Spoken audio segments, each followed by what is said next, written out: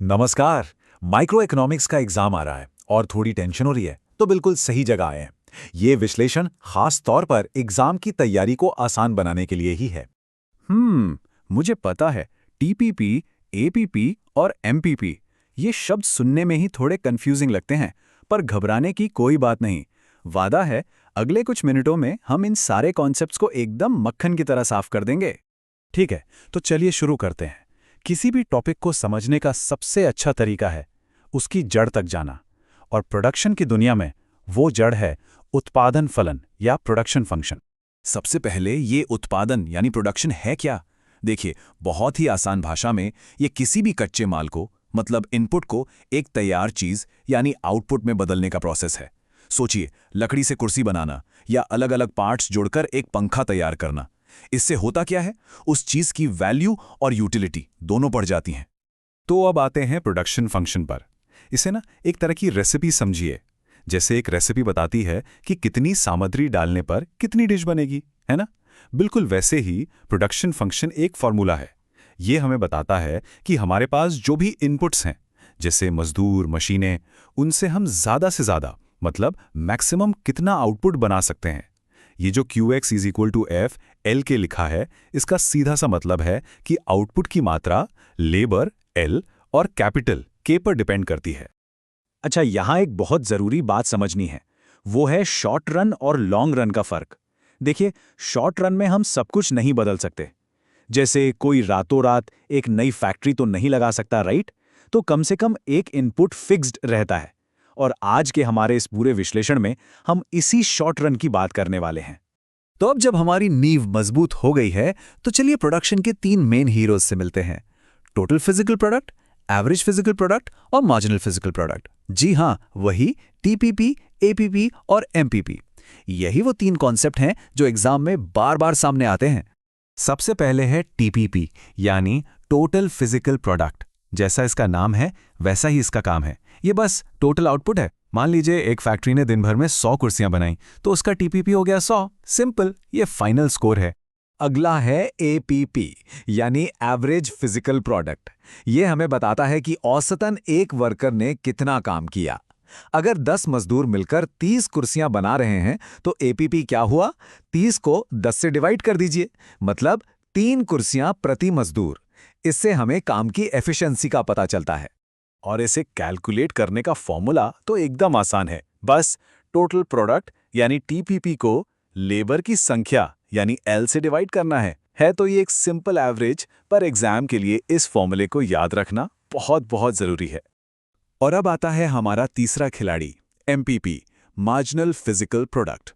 इसका मतलब है एक एक्स्ट्रा वर्कर को काम पर रखने से टोटल प्रोडक्शन में कितना इजाफा हुआ। सोचिए, 10 दर्जी मिलकर 50 शर्ट बना रहे थे। हमने 11वां दर्जी रखा और अब 54 शर्ट्स बनने लगी। तो उस एक नए दर्जी का एमपीपी कितना हुआ? जी हाँ, 4 शर्ट्स।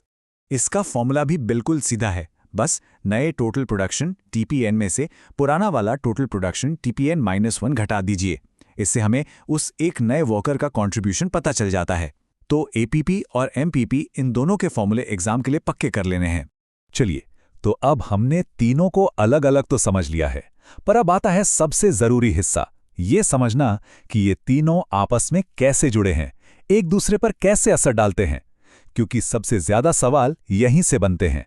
अब जरा इस टेबल पर एक नजर डालिए। ध्यान से देखिए, जैसे जैसे हम एक एक करके मजदूर बढ़ा रहे हैं, टीपीपी, एपीपी और एमपीपी की वैल्यूज कैसे बदल रही हैं। शुरुआत में सब कुछ तेजी से बढ़ता है, फिर रफ्तार धीमी होती है और फिर गिरावट भी आती है। चलिए आगे देखते हैं कि ऐसा होता क्यों है। टीपीपी और एमपीपी का रिश्ता बहुत सीधा सा है। जब तक हर नया वर्कर पहले वाले से ज्यादा प्रोडक्शन कर रहा है, यानी एमपीपी बढ़ रहा है, तब तक टीपीपी रॉकेट की स्पीड से ऊपर जाता है। जब नया वर्कर प्रोडक्शन तो कर रहा है पर पहले से कम, यानी एमपीपी गिर रहा है, तो टीपीपी बढ़ता तो है पर धीरे धीरे। और जिस पॉइंट पर एमपीपी 0 हो जाता है, समझ लीजिए टीपीपी अपनी चोटी पर पहुंच गया है। और अब वो नियम जो एग्जाम में आपका सबसे अच्छा दोस्त साबित होगा। इसे ना एक क्रिकेट टीम के एवरेज स्कोर की तरह सोचिए।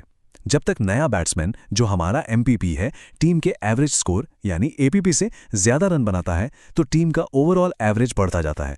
जैसे ही नया बैट्समैन एवरेज से कम रन बनाता है तो एवरेज गिरने लगता है। और सबसे ज़रूरी पॉइंट, जहां नए बैट्समैन का स्कोर टीम के एवरेज के ठीक बराबर होता है, बस वहीं पर टीम का एवरेज अपने पीक पर होता है, मैक्सिमम पर। यही सेम लॉजिक एमपीपी और एपीपी पर भी लागू होता है। अगर हम इसी चीज को एक ग्राफ पर देखें तो तस्वीर और भी साफ हो जाती है। एमपीपी का कर्व पहले तेजी से ऊपर जाता है, फिर नीचे आता है और एपीपी के कर्व को ठीक उसके सबसे ऊंचे पॉइंट पर काटता हुआ निकल जाता है। अपने दिमाग में इस इमेज को अच्छी तरह से बैठा लीजिए, बहुत काम आएगी। तो चलिए, अब तक हमने जो भी सीखा है उसे एक फाइनल फटाफट रिवीजन के लिए एक जगह पर समेट लेते हैं। यह आपके एग्जाम से ठीक पहले देखने वाली चीट शीट है। तो याद रखने वाली 3 सबसे जरूरी बातें क्या हैं? पहली, टीपीपी यानी टोटल प्रोडक्शन तब मैक्सिमम होता है जब एमपीपी 0 हो। दूसरी, एपीपी यानी एवरेज प्रोडक्शन तब मैक्सिमम होता है जब एमपीपी और एपीपी बराबर हों। और तीसरी, एमपीपी यानी अगले वर्कर का योगदान, यही टीपीपी की स्पीड तय करता है। बस ये 3 लाइनें आपको कई सवालों के जवाब दे सकती हैं। और अब जाते जाते एक सवाल जरा सोचने के लिए। ये तो साफ है कि जब नया वर्कर टोटल प्रोडक्शन को कम करने लगे, यानी एमपीपी नेगेटिव हो जाए, तो कोई भी उसे काम पर क्यों रखेगा? लेकिन कोई प्रोड्यूसर पहले स्टेज में प्रोडक्शन क्यों नहीं रोकता, जबकि हर वर्कर का औसत आउटपुट लगातार बढ़ रहा होता है? इस पर जरूर सोचिएगा। इसका जवाब आपको इस टॉपिक की एक गहरी समझ देगा। आपकी तैयारी के लिए शुभकामनाएं।